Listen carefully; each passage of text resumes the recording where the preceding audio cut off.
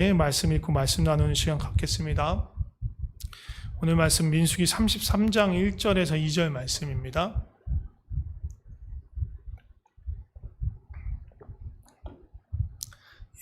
같은 목소리로 한 목소리로 함께 읽겠습니다. 시작. 모세와 아론의 인도로 대오를 갖추어 애굽을 떠난 이스라엘 자손들의 노정은 이러하니라. 모세가 여호와의 명령대로 그 노정을 따라 그들이 행진한 것을 기록하였으니 그들이 행진한 대로의 노정은 이러하니라. 아멘. 민수기 33장 지금 2절까지 읽었는데요. 3절부터는요.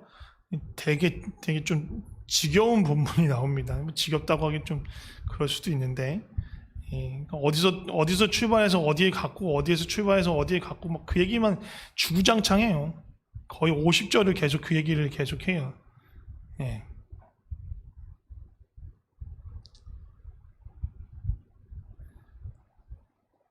람셋을 떠나 숫곳에 진을 치고, 숫곳을 떠나 예담에 진을 치고, 어디를 떠나 어디에 진을 치고, 어디를 떠나 어디에 진을 치고, 이거를 쭉 해서 어디까지 나오냐면 49절까지 그 얘기를 쭉 해요.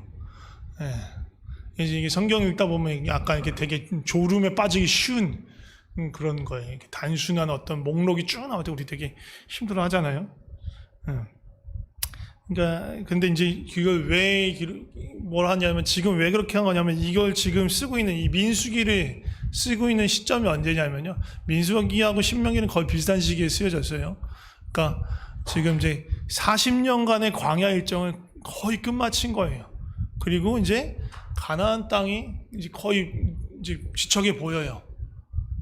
이제 가나안 땅으로 들어갈 준비가 다 된 거예요. 민수기는 그래서 그 광야의 여정을 쭉 기록한 거고요. 신명기는 그 가나안 땅에 들어가기 전에 꼭 마지막 모세는 같이 못 들어가니까 마지막 당부의 말 그게 신명기입니다. 그래서 광야의 여정이 쭉 기록되어 있는 게 민수기고요. 특히 이 33장 이동한 경로를 쭉 나열하고 있습니다. 근데 중요한 거는 2절에 보면 여호와의 명령대로라는 말이 나와요. 이게 사실은 이제 뜻을 두 가지로 해석을 할 수 있는데 두 가지 의미가 사실 중요합니다. 한 가지는 뭐냐면 지금 이 명령대로 여호와의 명령대로라는 것이 기록하였으니에 걸리면 명령대로 기록했다는 뜻이에요. 하나님이 이거 기록하라고 명령하셔서 이 여정들을 기록했다라는 뜻이 될 수 있고요. 또 하는 것은 어디 이 행진한 것에 걸리는 말로 보면 여호와의 명령대로 행진했다. 그 모든 노정과 여정을 하나님께서 명령하시고 뜻하신 대로 그들이 행하여 갔다라는 것 걸릴 수 있는 거예요. 근데 둘 다 해석이 가능한 군문이에요. 그래서 이 여정대로 해석했다, 여정대로 하나님께서 명령하신 대로 이 여정을 행진했다라는 의미로 먼저 살펴본다면 여정의 처음 시작은 3절인데요. 3절 말씀 잠깐 보여주세요. 자막 있어요. 이 여정의 출발이 어디냐? 그들이 첫째 달, 이거 유대의 그 달력으로 첫째 달 1월 15일이에요. 그리고 그날이 언제냐면 6월절 다음 날, 그러니까 14일까지 6월절을 지키고 그 다음 날 떠나는 거죠. 근데 이 6월절은요, 그냥 매해 지내는 그런 절기로서의 6월절이 아니죠. 가장 첫 6월절은 실질적으로 하나님이 일하셨던 6월절이에요. 그 다음 해부터의 6월절은 그 일들을 기억하기 위해서, 기념하기 위해서 지내는 절기고요. 그럼 이 첫 6월절에 무슨 일이 있었을까요? 이집트의 마지막 재앙을 내리는 그 날이었어요. 10번째 마지막 재앙. 그 10번째 재앙이 무엇이었습니까? 아주 끔찍한 재앙이었어요. 그러니까 사람이든 가축이든 할 것 없이 가장 첫 장자, 사람으로 따지면 장자, 가축들, 짐승으로 따지면 첫 새끼가 다 죽는 날이었어요. 다 죽임을 당하는 날이었어요. 근데 오직 단 한 가지 예외가 있었는데 뭐였냐면 어린 양의 피를 그 집에 임방과 문설주에 바른 그 집 안에 있는 사람, 그 집 안에 있는 사람이 유대인이든 이집트 사람이든 아니면 그거 상관없는 기타 이 잡족이든, 잡족이라는 말에서 거기 성경이 나오는 말이에요. 예. 상관없이 그 어린 양의 피를 발라져 있는 그 집 안에 있으면 그 사람들은 이 죽음을 피할 수 있었어요. 죽음이 그 집을 넘어간 거예요. 패스오버한 거예요. 그래서 그걸 유월절이라고, 넘어갔다라는 뜻에서 유월절, 6월달에 있는 절이 아니고 그것이 넘어갔다 해서 유월절이 된 거예요. 죽음이 그 집을 넘어간 것입니다. 그리고 그렇게 죽음을 넘긴 다음 날 아침 동이 뜨자마자 이 이스라엘 백성들은 그 전에 짐을 다 챙기고 허리띠를 다 동이고 있는 상태였고요. 딱 동이 트자마자 이집트를 떠나 출발합니다. 이집트 사람들은 줄초상이 났어요. 여기 집에서 곡하는 소리가 난리가 나서 정신을 못 차려, 패닉 상태예요. 문득 정신을 차리고 보니까 저 히브리 노예들이 도망가고 있는 거예요. 막 쫓아가죠. 그러나 하나님의 권능으로 그 모든 위기로부터 구원하시고 그 일들을 쭉 갑니다. 이 여정의 시작, 이 모세가 우리가 1월 14일 날 6월절을 지내고 다음날 출발해야지라고 모세가 계획했을까요? 아론이 계획했을까요? 아니에요. 6월절과 10번째 재앙에 대해서 계획하고 뜻하시고 그것을 실행하시고 역사하신 분은 하나님이세요. 하나님의 뜻에 따라 이 여정이 출발하고 시작된 거예요. 광야에서 이 이스라엘 백성은 어떻게 이동했을까요? 이게 민수기 말씀인데 그것도 자막으로 보여주세요. 민수기 9장 17절에서 23절 보면 이 이스라엘 민족이 그 수많은 거의 근 200만 명 정도 되는 수많은 사람들이 어떻게 이동했나를 묘사하는 게 민수기 9장 17절에서 23절 말씀이에요. 구름이 성막에서 떠오르는 때에 이스라엘 자손이 행진하였고 구름이 머무는 곳에 이스라엘 자손이 진쳤다. 이게 간략한 설명이에요. 딱 구름이 뜨면 출발, 구름이 머물면 진친다. 그런데 그것을 좀 설명하는 것이 이스라엘 자손이 여호와의 명령에 따라 행진하였고 명령에 따라 행진했죠. 여호와의 명령을 따라 진을 쳤고 명령에 따라 진을 쳤고 구름이 성막 위에 머무는 동안 그들이 진영에 머물렀고 구름이 성막 위에 머무는 날이 오래일 때에는 이스라엘 자손도 거기 오래 머물러 있는 거예요. 이스라엘 자손이 여호와의 명령을 지켜 행진하지 아니하였으며 혹시 구름이 성막 위에 머문 날이 적을 때도 며칠 안 될 때도 그들이 다만 여호와의 명령을 따라 진영에 머물고 여호와의 명령을 따라 행진하였으며 혹시 구름이 저녁부터 아침에 있다까지 있다가 아침에 구름이 떠오를 때는 그들이 행진하였고 구름이 밤낮 있다가 떠오르면 곧 행진하였으며 이틀을 머물든지 이틀이든지 한 달이든지 1년이든지 구름이 성막 위에 머물러 있을 동안에는 이스라엘 자손이 진영에 머물고 행진하지 아니하다가 떠오르면 행진하였으니 곧 그들이 여호와의 명령을 따라 진을 치며 여호와의 명령을 따라 행진하고 또 모세를 통하여 이르신 여호와의 명령을 따라 여호와의 직임을 지켰더라. 모든 행진의 하나하나가 다 하나님의 뜻에 따라 이루어진 거예요. 야, 오늘, 야, 여기 이 동네 너무 지겹지 않냐? 오랫동안 있어서 좀 딴 데 가자. 딴 데로 간 거 아니고요. 야, 저기 좋아 보니까 저쪽으로 가자 해서 이동한 게 아니에요. 여기는 너무 불편해. 야, 여긴 살 곳이 안 돼. 그러니까 우리 바로 짐 빼자 하고 바로 짐 뺀 것도 아니고요. 하나님 그곳의 상황이 어떠하든 상관없이 하나님 거기 그냥 구름이 계속 있어요. 여호와의 그 구름이 계속 있어. 여호와의 구름은요, 하나님의 임재, 하나님의 영광을 상징하는 하나님 그들 가운데 있음을 보여주는 거예요. 근데 구름이 움직이기 시작하면 그 구름을 따라가는 거예요. 하나님의 영광을, 하나님을 따라서 이동하기 시작하는 거예요. 근데 여기 나온 대로 이틀이고 뭐 일주일이고 아니 2년이고 그곳에 그대로 계속 있으면요 못 움직이는 거예요. 그냥 가만히 있어야 되는 거예요. 근데 어제 여기 머물러서 텐트 치고 막 장막 치고 이제 곧 막 이제 좀 세팅 딱 끝나는데 바로 구름이 떠. 그러면 어떻게 해요? 바로 세팅 다 끝나자마자 다시 세팅 풀고 다시 짐 뿌리고 출발해야 되는 거예요. 그게 40년간의 이 이스라엘 사람들의 삶이었어요. 모든 여정 하나하나가 하나님의 인도하심을 따른 거였어요. 하나님의 명령을 따른 결과였어요.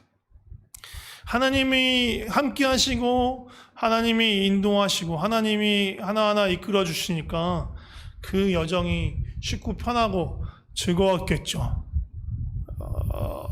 근데 그렇지 않았어요. 이 광야 길은 너무 사실이 힘든 길이었어요.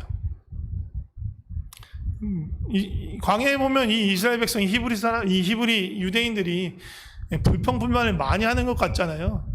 근데 40년이란 기간을 따져보면 그렇게 많이 한 것도 아니에요.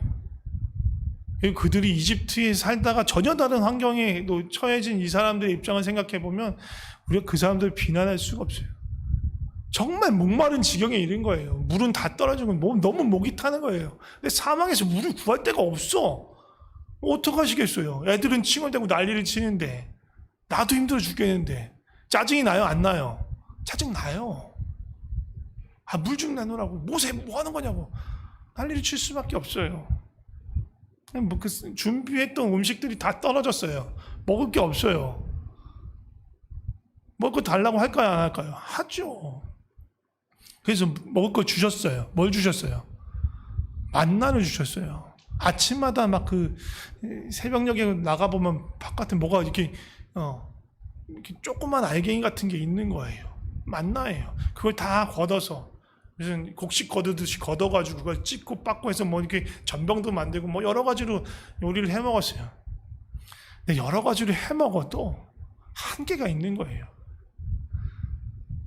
생각해 보세요. 40년 동안 맨날 똑같은 걸 먹어요. 올드보이라는 영화가 있어요. 보신 분도 있고 그냥 얘기를 들으신 분도 있고 내용이 별로 안 좋다라 하면서 안 보신 분들도 계실 텐데 거기 보면 이제 오대수라는 주인공이 있는데 사설 감옥에 갇혀요. 15년 동안 갇혀요. 그리고 이 사람 정말 30세끼 똑같은 음식을 먹습니다. 중국집 군만두만 먹어요. 같은 중국집에서 시키는 똑같은 군만두를 15년 동안 먹어요. 얼마나 지겹겠습니까? 중국집 근처도 안 갈 거예요. 만두에 만자만 나와도 짜증이 날 거예요. 얼마나 많이 먹고 그랬으면 나중에 이제 그 감옥을 어찌됐든 나와요. 본인 스스로 나온 게 아니라 이게 정신이 잃은 상태에 딴 데서 이렇게 깨어나요. 근데 자기를 가둔 사람과 그 이유를 알기 위해서 그 감옥을 찾아가야 되는 거예요. 어떻게 찾아가는 줄 알아요? 그 만두 맛을 찾아서 찾아가는 거예요. 15년 동안 삼시세끼를 그걸 먹었기 때문에 그 맛을 너무나 잘 알아. 그 질감을 너무 잘 알아. 그 냄새를 너무 잘 알아. 그것만 갖고 서울시만 아닐 수도 있는데 어쨌든 모든 중국집을 찾아가가지고 그 만두를 먹으면서 그 장소를 찾아내요. 근데 그렇게 되기까지 얼마나 지겨웠겠어요. 근데 이스라엘 백성이 그와 똑같아요. 아니 더 심한 거예요. 40년이잖아요. 40년. 어제 먹었던 국, 어제 먹었던 찌개에 다시 나오는 거 싫어하시는 분들도 있어요. 네. 어제는 맛있게 먹었는데 똑같은 반찬 다시 또 아침에는 맛있게 먹었는데 그게 점심 때 저녁 때 나오면 젓가락을 건들지도 않는 사람이 있어요. 우리 집에도 그런 사람이 한 명 있어요. 되게 까다로운 사람이에요. 예배 드리고 있을 텐데 미안하네. 누구라고는 밝히지 않았으니까 그냥 우리 집에 있는 사람 중에 한 명이에요. 3명 중에 한 명이죠. 뭐. 그런데 이 사람들은 40년간 맨날 똑같은 걸 먹어야 했으니 얼마나 지겹겠어요. 그러면서 무슨 생각이 났을까요? 그들이 맛있게 먹었던 음식이 생각나지 않았을까요? 어디서 먹었던 음식이에요? 이집트 살 때 먹었던 음식이죠. 부추며 고기며 막 먹었던 생각들이 막 나는 거예요. 생각만 해도 군침이 막 돌죠. 근데 이게 또 그런 게 있어요. 누군가 한 사람이 그 음식 얘기를 하면 서로 얘기하다 보면 서로 그 생각에 젖으면서 막 그립고 막 그런 거예요. 그러면서 또 뭐예요? 모세, 우리 고기 좀 내놔라, 야, 씨. 나 우리 그러면 이제 수틀리면 그냥 이집트로 돌아갈 거야. 부추 먹고 싶어서. 우리 김치찌개 먹고 싶다, 제발. 우리 김치 좀 달아라, 좀 줘라. 막 그런 거 비슷한 거예요. 김치 못 먹고 막 몇 날 며칠 있으면 우리 김치가 땡기잖아요. 그런 거가 비슷한 거예요. 그러니까 이게 투덜대고 불평하고 짜증 내는 거예요. 그럴 만도 한 거예요. 그 사람들이 못나서 그런 게 아니고. 쉽지 않은 거예요. 이 광야, 이 40년의 기간이. 거기다가 이렇게 그냥 짐 꾸리고 짐 풀고 만나 먹고 그냥 이렇게 하는 것도 사실 견디기 힘든 그런 상황인데요. 예, 이 이스라엘 백성을 공격하는 사람들도 있었단 말이에요. 맞서 싸우기도 전쟁도 같이 겸해야 됐던 거예요. 대표적인 사람들이 아말렉이에요. 그래서 여기서 막 싸우고 아론과 훌이 이 모세 팔 옆에서 들고 이렇게 모세는 팔 들고 기도하고 이거 그 장면 하루 종일 막 싸우고 손 내려가면 수세에 몰리고 손 들면 이기고 그러니까 옆에서 아론하고 훌이 이게 팔 잡아주잖아요. 근데 아말렉만 그런 게 아니에요. 여러 적들이 왔고 그들과도 싸워야 했습니다. 그 중에서 제가 보기에 제일 힘들었던 건요, 이 광야를 그냥 뺑뺑이 도는 거예요. 이들은 정확한 이유와 목적을 몰라요. 그냥 징벌이라고 생각할 수도 있어요. 원래 이집트 람셋에서 가나안 넘어가지 걸어가는 그 평균적인 거리 한 일주일이면 충분히 갈 수 있는 거리래요. 200만의 수많은 사람 대규모의 행렬이었으니까 그걸 감안해서 정말 충분히 감안하더라도 한 달이면 충분히 갈 수 있는 거리예요. 근데 이 이스라엘 백성은 얼마나 있었어요? 그 광야를? 40년이요. 너무 힘들었을 것 같아요. 아이고, 가면 되는데 왜 여길 가는 거야? 왜 우리 여기 있지? 왜 이 땡볕에 뭐 하는 거야? 적과 꿀이 흐르는 땅 언제 가는 거야? 뱅글뱅글 오늘은 저기 오늘은 여기 왔다 갔다 그 넓지 않은 그 광야를 계속 이리저리 왔다 갔다 하는 거야. 얼마나 힘들었을까요? 그러니까 이 광야의 시간들을요, 부정적인 시각으로 바라보면요, 정말 끝없는 고통의 시간인 거예요. 부정적인 시각으로 본다면요.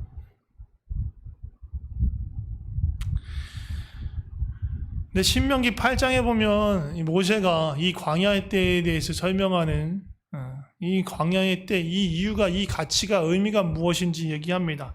신명기 8장 말씀 잠깐 보여주실래요? 해놓은 것 같은데. 예.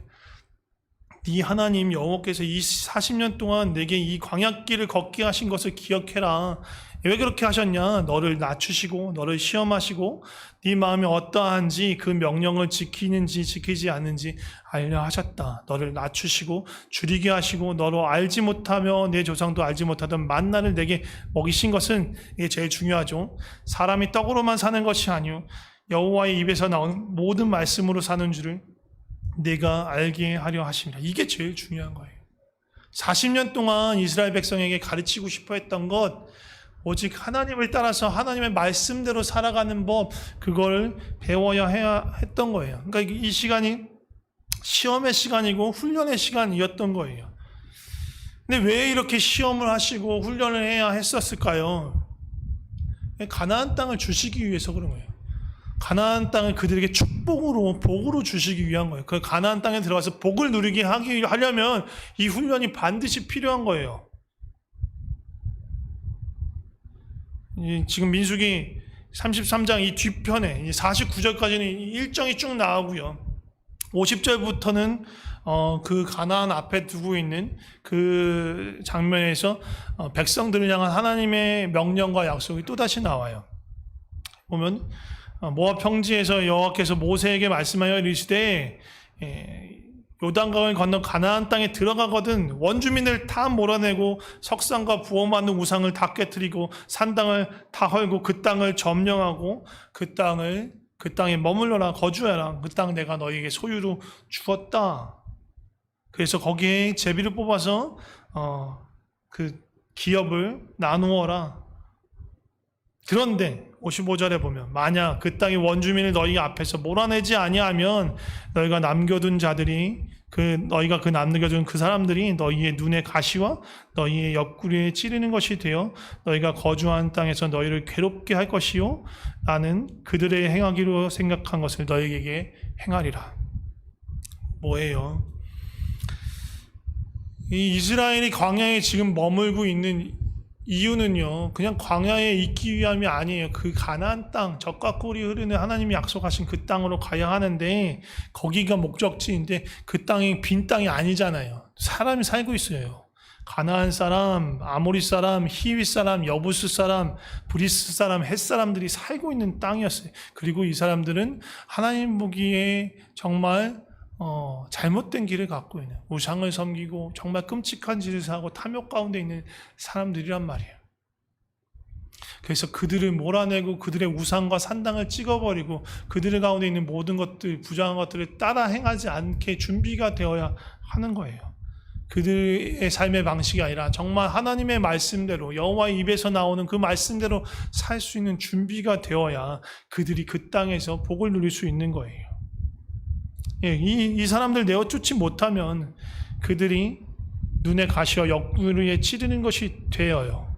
그래서 그들에게 행하려고 했던 재앙, 그들에게 행하려고 했던 재앙이 뭐예요? 이스라엘 통해서 하려고 했던 그 땅에서 몰아내는 거예요. 없애버리는 거예요. 그 재앙을 이스라엘 백성에게 주겠다는 거예요. 몰아내고 없애버리겠다. 하나님께서 이스라엘 백성에게 주시려고 하는 그 땅은, 가나안 땅은 축복의 땅이 될 수도 있어요. 근데 저주의 땅이 될 수도 있어요. 땅의 문제가 아닌 거예요. 그들의 삶의 방식, 그들이 그리고 하나님과 어떠한 관계를 맺고 있느냐에 따라서 그 땅은 축복의 땅이 될 수도 있고 아닐 수도 있는 거예요.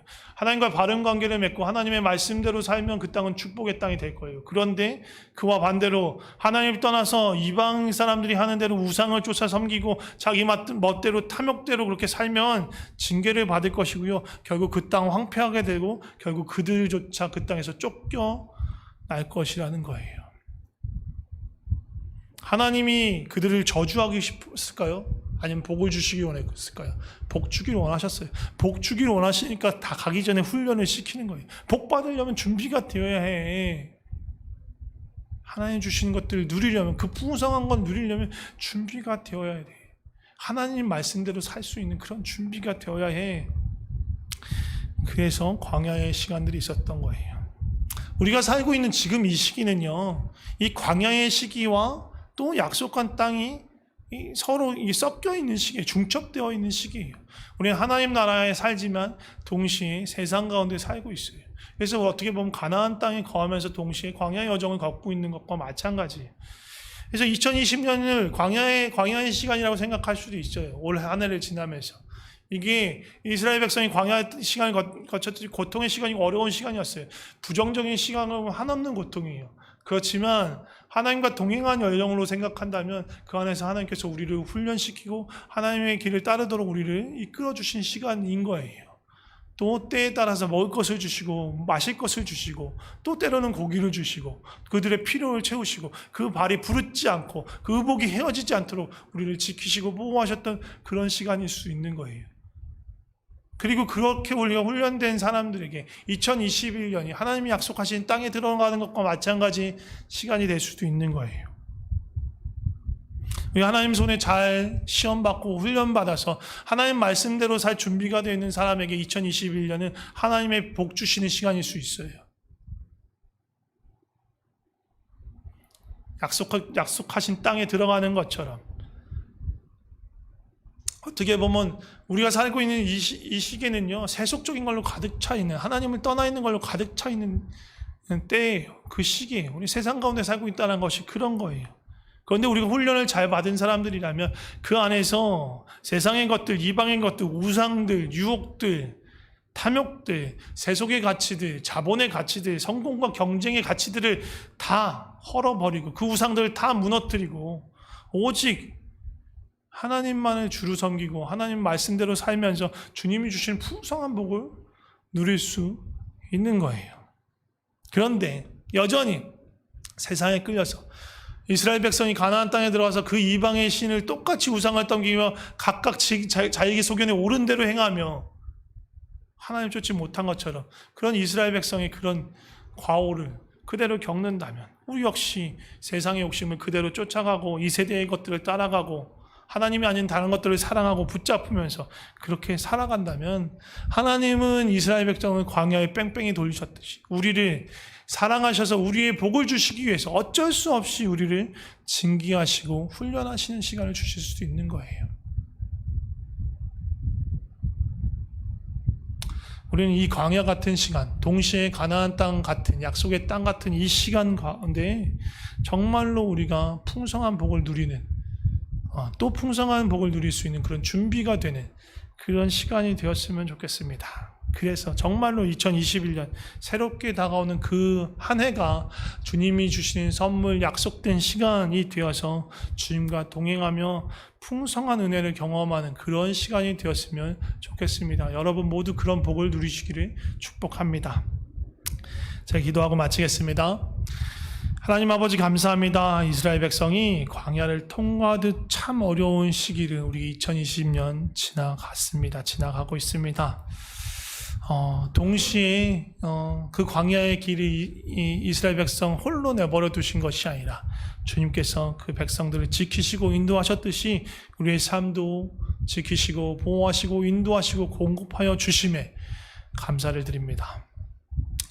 2021년이 이제 코앞에 다가왔습니다. 이 새롭게 주시는 이 새로운 시간, 새로운 한 해를 맞이해서 우리가 이 세상의 방법, 이 세상의 가치, 이방의 어떠한 것들을 쫓고 우상과 탐욕을 쫓아가는 것이 아니라 하나님을 믿는 믿음 안에서 하나님과 친밀히 동행하며 주님이 새롭게 주시는 모든 시간을 주님의 다스림 안에 있는 시간, 주님의 나라가 임하는 시간이 되게 하여 주시옵소서. 그래서 그 안에서 주님이 주시는 풍성한 복을 누리게 하옵소서.